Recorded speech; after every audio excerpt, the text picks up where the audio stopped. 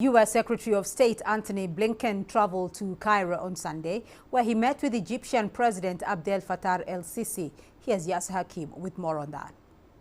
The Rafah border crossing between Egypt and Gaza was a main contentious issue during U.S. Secretary of State Antony Blinken's talks with Egyptian President Abdel Fattah El-Sisi on Sunday. President El-Sisi called for an immediate reopening of the Rafah border crossing between Egypt and Gaza.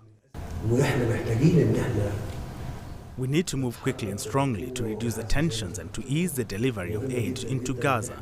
Today, the enclave is under siege. There's no water, no electricity, and there's no fuel.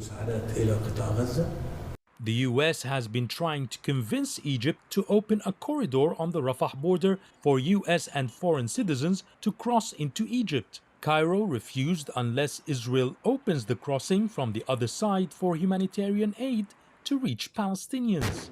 Egypt fears a military ground offensive by Israel could lead to an influx of Palestinian refugees from the Gaza Strip into the North African country. El-Sisi had expressed his dissatisfaction towards Israel's actions in the enclave. The Israeli reaction has exceeded that of self-defense and is turning into a collective punishment of the Gaza Strip, which has 2.3 million Palestinians.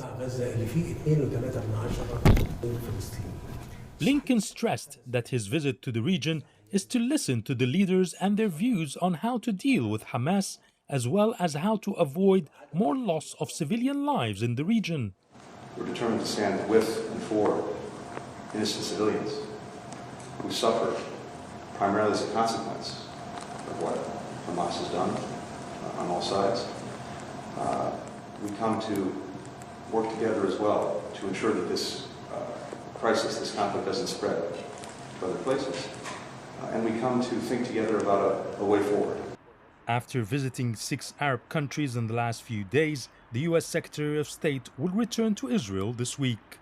Blinken continues his shuttle diplomacy in the region in the hope of containing this crisis, especially after Iran has threatened to interfere in this conflict.